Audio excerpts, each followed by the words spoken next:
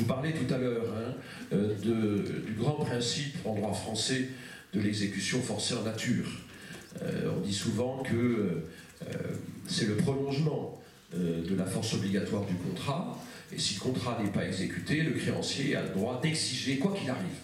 L'exécution forcée en nature, c'est la parole donnée qui n'a pas de prix, la parole donnée a une valeur telle qu'elle n'a pas de prix, et là on est très hostile au système anglo-saxon dans lequel on peut payer au fond pour reprendre sa parole. Ah non, ça c'est pas possible.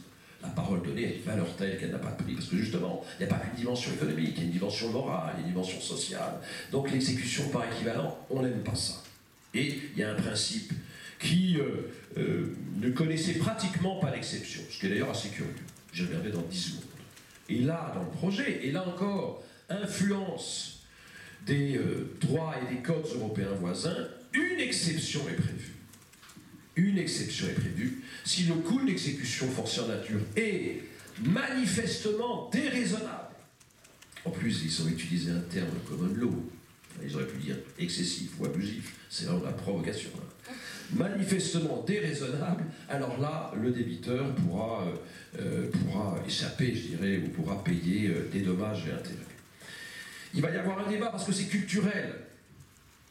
C'est culturel, parce que chez nous, encore une fois, le principe de l'exécution forcée en nature a une dimension qui dépasse tout ce qui est technique ou théorique. C'est culturel. Nous, l'exécution forcée en nature, c'est indissociablement lié, ça se discute d'ailleurs, au principe de la force obligatoire du contrat. Alors, le principe de la force obligatoire du contrat, si je puis dire, c'est la poutre du temple contractuel. Et donc, si on touche au principe de l'exécution forcée en nature, et si on lui apporte une telle exception, en plus avec une influence européenne, des mots comme un law, là, c'est presque de l'injure, quoi. Ce à quoi on peut répliquer, que je sache, il n'y a aucun principe ni droit ni prérogative qui ne souffre pas de la réserve d'abus. Et pourquoi est-ce qu'on ne pourrait pas considérer qu'un créancier qui, dans certaines conditions, réclame l'exécution forcée en nature, commet un abus?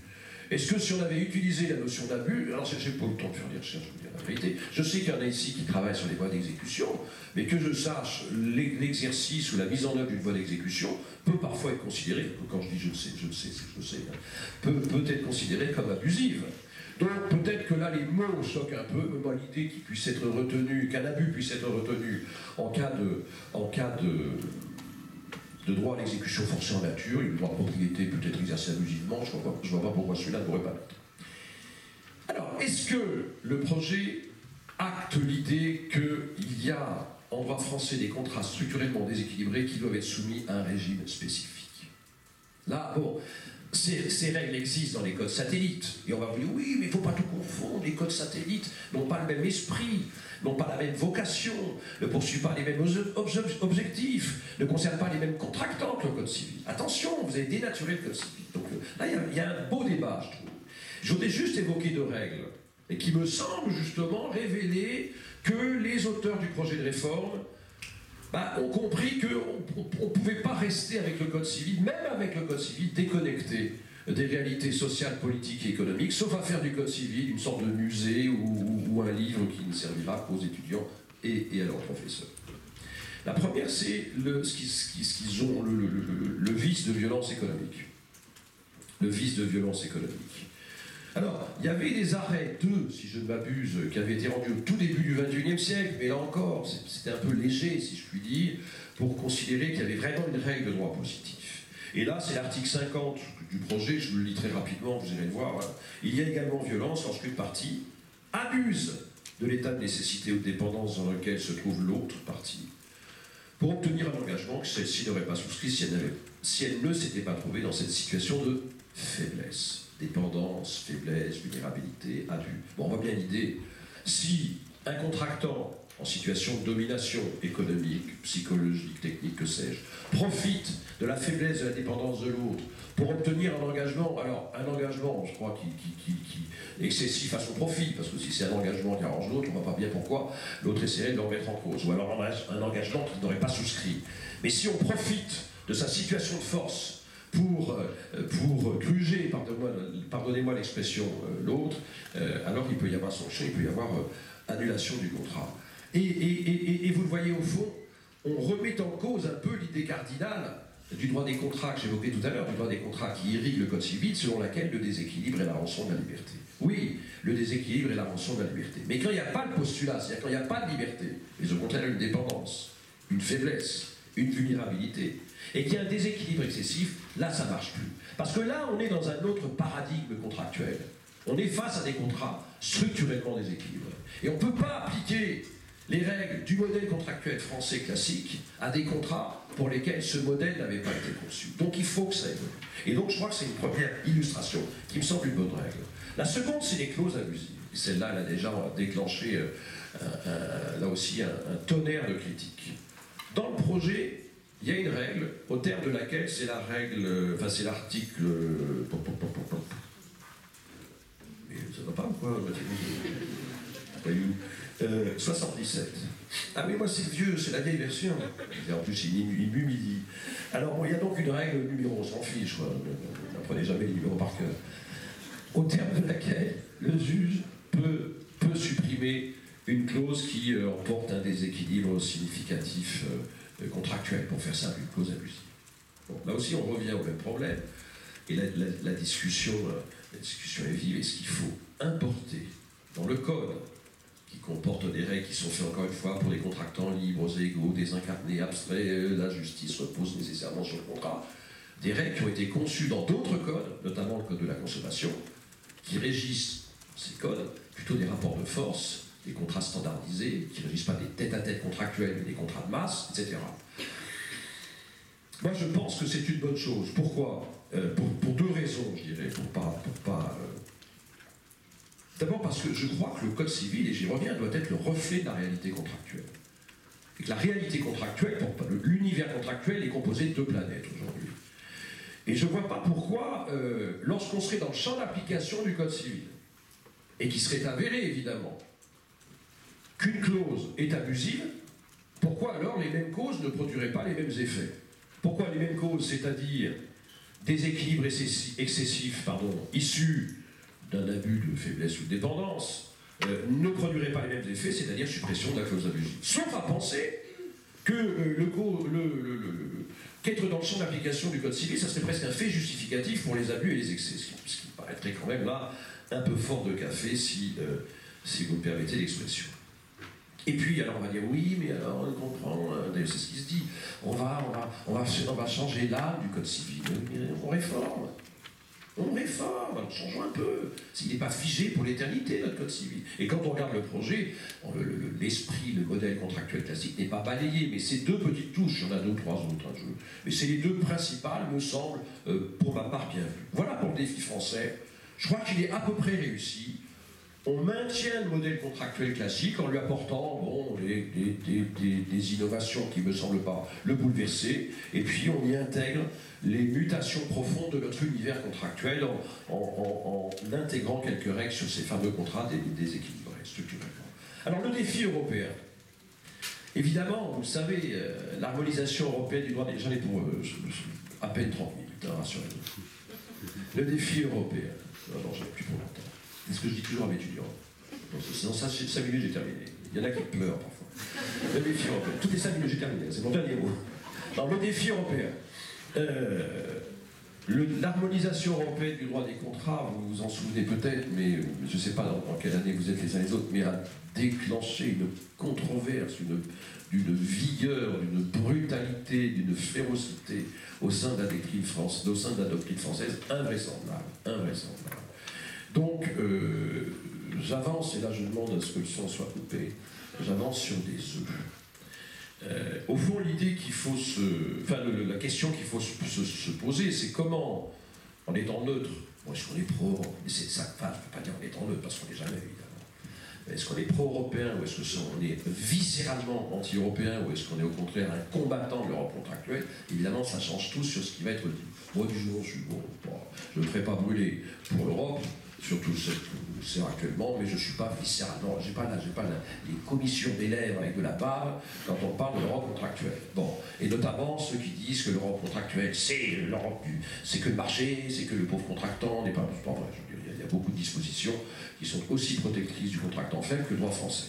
Bon, comment les auteurs du projet se sont-ils positionnés par rapport au droit européen? Alors, ce que j'appelle le droit européen, pour que ça soit, parce qu'il y a les textes européens, il y en a plein. Il y a eu beaucoup de principes académiques, les principes Landau, les principes Gandolfi. Et puis, il y a eu, il y a quelques années, une proposition de règlement sur le droit commun européen de la vente. Je crois que c'est octobre 2011. Il a peur de répondre. Quelle date exacte? Non, ça c'est pas vrai. C'est 11 ou 8, je crois. Bon, on va peu à la vente. Octobre 2011. Je sais jamais. Alors 25, vérifierez. Regardez sur Internet si jamais il s'est trompé.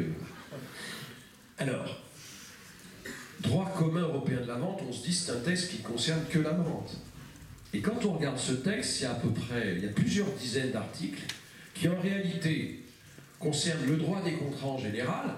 Et pour en avoir parlé avec quelques-uns de ces rédacteurs, ils m'ont dit mais non, en fait, ces premiers articles sont destinés à constituer un corpus qu'on pourra ensuite mettre avant tous les contrats spéciaux. On va faire le contrat d'assurance, puis le contrat de bail, puis le contrat de louage, et en ouverture de tous ces contrats spéciaux, on mettra ces textes-là. Donc puis il y a eu une longue maturation là aussi.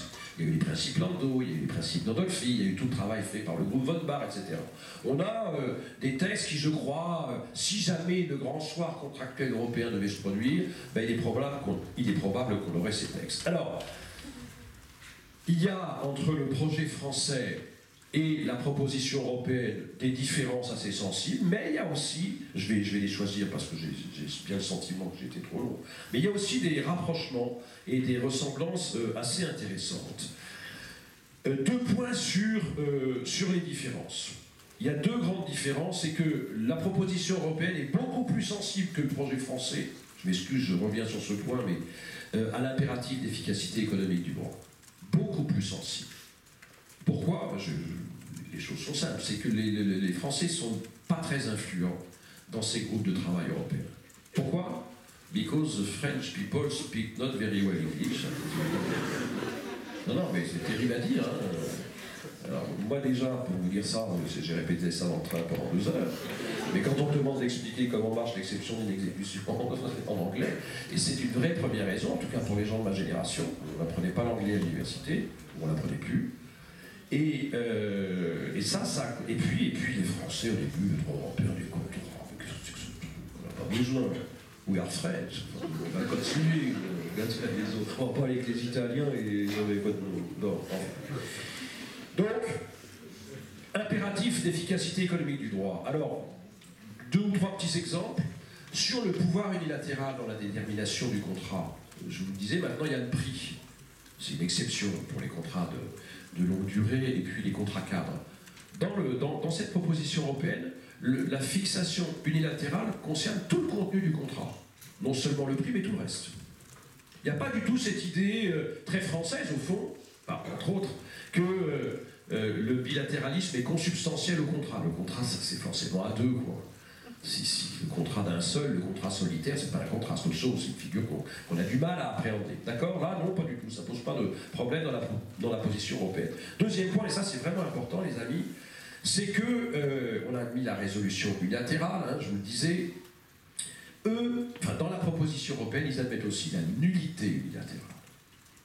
Dans le texte français, il y a la nullité conventionnelle, mais qu'on a toujours admise, mais bon, il n'y a pas beaucoup. Il y a eu un arrêt récent, là, commenté par un de nos amis, mais il montre lui-même que c'est pas vraiment de la nullité. Enfin bon, pas une clause, peu importe. C'est assez peu pratiqué, sauf peut-être en dehors des amphis, si je puis dire. Ça ne vient pas à notre connaissance. Mais la proposition européenne admet la nullité unilatérale. Là aussi, ça séduit, en raison du gain de temps, des économies. L'intervention du juge, je le disais, pour la résolution, ça présente des avantages parce que c'est respect de la parole donnée et humanisme, mais ça fait perdre du temps, ça coûte de l'argent, puis il y a l'aléa inhérent à l'intervention du juge, d'accord? Nullité unilatérale, c'est exactement les mêmes raisons pour lesquelles, dans beaucoup de codes ou de droits européens, on admet la nullité unilatérale. Certes, on évince le juge avec tout ce que peut apporter le juge dans ce domaine, mais on gagne du temps, on gagne de l'argent, on gagne en sécurité. Alors, en droit français, et je crois que c'est la raison pour laquelle les auteurs du projet n'ont pas admis la nullité unilatérale, c'est qu'ils s'inquiètent un peu de ce que la nullité soit imposée par le contractant dominant à son partenaire. Et qu'est-ce qu'il va faire dans ce cas-là, le partenaire? Il va saisir un juge. Donc on aura une unité unilatérale et puis il va falloir revoir le juge. Pour le coup, le jeu de la unité unilatérale ne présente plus d'intérêt. Et puis, parce que, mais c'est vrai aussi pour la résolution, tout ce qui est après l'unité, il y a des questions très techniques qui se posent, les restitutions, les droits des tiers, sans l'intervention d'un tiers, notamment sans l'intervention d'un juge, c'est compliqué. Qui va faire les comptes, etc. etc. Donc c'est sans doute une des raisons pour lesquelles la nullité unilatérale a été rejetée. Dernier impact, dernière influence de l'impératif d'efficacité économique du droit dans la proposition européenne, qu'on ne retrouve pas complètement dans le projet français, et c'est très important ça aussi, c'est la résolution unilatérale par anticipation, pour simple risque d'inexécution. Ça, c'est admis par la proposition européenne. C'est pas admis dans le projet français. Peut-être, je ne dis pas dans l'antichambre, peut-être parce qu'on a encore ce vieil adage selon lequel nul ne peut se faire justice à soi-même. Mais alors, quand le manquement, quand la faute n'a pas encore été commise et quand le préjudice n'a pas été subi, le fait qu'on puisse réagir d'ores et déjà, c'est pas, je pense, encore dans la mentalité. En revanche, comme dans la proposition européenne, on admet dans le projet français l'exception d'inexécution pour simple risque d'inexécution. On gagne du temps et de l'argent là encore. On n'attend pas que le manquement soit avéré. Il faut penser à deux entreprises. On n'attend pas que les livraisons cessent. On est sûr que dans les 10 jours qui viennent, il va se casser la figure, notre partenaire. Au lieu d'attendre les 10 jours, de prendre des risques, on arrête les freins. Voilà. Deuxième point qui les distingue, c'est cette idée qui commence à faire son chemin en droit français, mais qui n'est pas encore extrêmement prégnante, c'est l'idée de faveur pour le contrat, qui va de pair avec un office renforcé du juge, qui n'est pas dans la mentalité française là aussi. Je prends juste un exemple, parce que le temps passe trop vite, le temps passe trop tôt. L'idée de faveur pour le contrat. En droit, dans la proposition européenne, un contrat sans prix n'est pas nul. En général, en droit commun, un contrat sans prix n'est pas nul. C'est au juge de parachever, si je puis dire, l'œuvre contractuelle et de fixer un prix en référence au prix du marché. C'est pas une solution inconnue en droit français. Il y a quelques contrats spéciaux, mais qui sont quand même assez rares. Alors que dans le projet de réforme français, c'est une idée qui n'est pas reprise. On sent bien que c'est l'idée de faveur pour le contrat. Il faut que le contrat vive pour que les deux entreprises, pour que l'opération économique puisse prospérer. Là, le fait que le prix n'ait pas du tout été déterminé emporterait l'anéantissement du contrat. Voilà pour les différences. Il y en a d'autres. Rapprochement, ressemblance. J'en évoquerai deux. La première, elle est assez spectaculaire. On n'y a pas fait beaucoup attention, je trouve. Lorsqu'il y a un prix, je reviens à ce que je vous disais tout à l'heure, la jurisprudence de 1995, sur le prix fixé unilatéralement. En droit positif, aujourd'hui, on est toujours soumis. Ce sont toujours les règles des arrêts de 1995 qui s'appliquent. Donc le principe, c'est que le contrat est valable s'il y a fixation unilatérale, et si cette fixation est abusive, responsabilité et résiliation.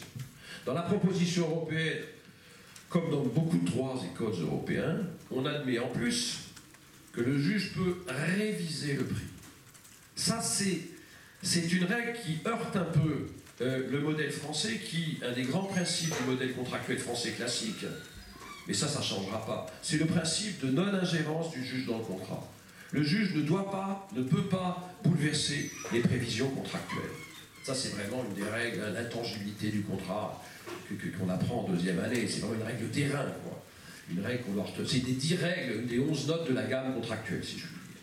Et bien, dans le projet de réforme, dans un tel cas, le débiteur du prix abusif, en se fondant sur l'abus, en démontrant qu'il y a eu abus, peut demander au juge de réviser le prix et en tenant compte des usages, du prix du marché, des attentes légitimes des contractants, en reprenant d'ailleurs des critères qui sont assez proches de ceux de la proposition européenne. Premier point. Donc il y a cette première, entaille dans le principe de non-ingérence du juge dans le contrat. Et puis la seconde, alors je finis là-dessus parce que c'est aussi un des grands thèmes du droit des contrats français, c'est l'imprévision. Dans la proposition européenne qui reflète beaucoup de droits européens, beaucoup de codes européens, quand il y a un changement de circonstance qui survient lors de l'exécution du contrat et qui provoque un bouleversement profond de son économie, imprévision, que peut faire le juge en cas d'échec de la négociation, puisque dans les deux dans les deux droits, enfin dans les deux propositions, dans la proposition et le projet, il y a l'obligation de négocier. Que peut faire le juge en cas d'échec de leur négociation? Il peut soit résilier le contrat, le résilier, mettre fin pour l'avenir, soit le réviser. Soit le réviser. En droit positif français, depuis 92-96, il y a ces deux arrêts, mais bon, il y a certains ouvrages qui les relèguent en note de bas de page en disant bon, c'est pas une jurisprudence constante, mais on sent là que c'est un peu politique, quoi, je dirais. Et qui admettent l'obligation de renégocier. Et puis il y a surtout depuis 1876, vous le connaissez tous, l'arrêt canal de Craponne, le juge ne peut pas réviser le contrat pour imprévision. Pas de révision judiciaire pour imprévision. 1876. On ne change pas. Tout change autour de nous, donc bon, je maintiendrai. Pourquoi? La liberté contractuelle. Les contractants sont suffisamment intelligents, rationnels, pour gérer eux-mêmes le risque d'imprévision. La liberté est le remède nécessaire et suffisant pour gérer, parce que les contractants français sont plus intelligents que les autres.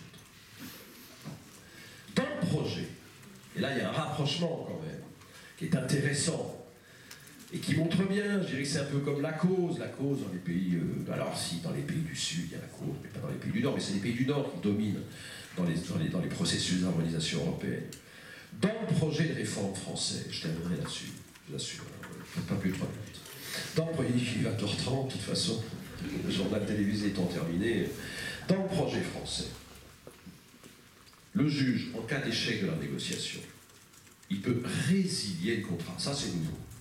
Je vois dans beaucoup de commentaires, révision judiciaire pour prévision admise. Non, non, non, non, c'est pas de la révision, la résiliation. C'est-à-dire il peut mettre fin au contrat, c'est pas de la révision. Mais il ne peut pas réviser le contrat, précisément. Il serait resté un peu au milieu du guet. Il ne peut pas bouleverser les prévisions contractuelles. Donc vous voyez, ça me semble intéressant parce que ça montre que les auteurs du projet n'ont pas voulu figer le droit français. Ils ont admis quand même que le juge pouvait exercer une influence sur le sort du contrat en cas d'imprévision. Et pas rester là, bon bah non, on ne peut pas toucher, on ne peut rien faire, on n'a pas le droit, c'est un jardin secret dans lequel les contractants... Bon. Mais en revanche, l'idée que le juge ne peut pas bouleverser les prévisions contractuelles, ne peut pas se substituer aux contractants pour déterminer ce que pourrait être l'intérêt de l'un, l'intérêt de l'autre. Alors on nous dit, mais comment il ferait, de toute façon, bon, on pourrait demander à un expert, je veux dire, dans des domaines autrement techniques, il pourrait le faire. Mais ça me semble aussi un compromis, comme pour la cause, pour d'autres questions, et un compromis sans doute assez heureux dans la perspective d'une évolution. C'est pas, moi c'est mon opinion finale sur ce, et je terminerai là-dessus, non, c'est pas, non mais ce texte, si jamais il est maintenu en l'état, c'est pas le Big Bang du droit des contrats français, c'est pas la révolution contractuelle. Tout à l'heure, on nous disait les pauvres étudiants, bon, ça va, bon. C'est surtout les profs, quoi, est-ce qu'ils vont être obligés de réécrire tout le cours? Si, alors on mettra plus la cause, on mettra le contenu du contrat. Bon, non, mais je veux dire, c'est une évolution qui était nécessaire. Et comme je vous le disais tout à l'heure, pour ma part en tout cas, mais peut-être animé par un léger esprit de contradiction, après avoir lu ce que j'ai lu, je trouve que la mission pour répondre aux deux questions est plutôt réussie. Merci de votre attention.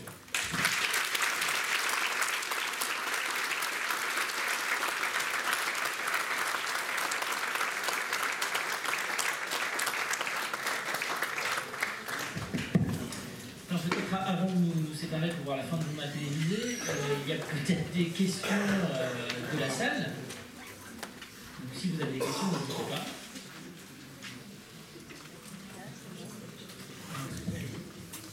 Dans le cadre d'une économie alternative, le droit des contrats, que devient-il? Une économie alternative. Oui.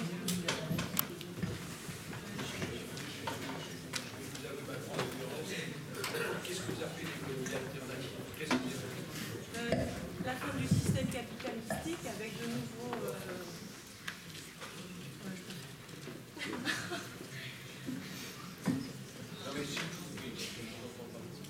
disons un système économique nouveau qui...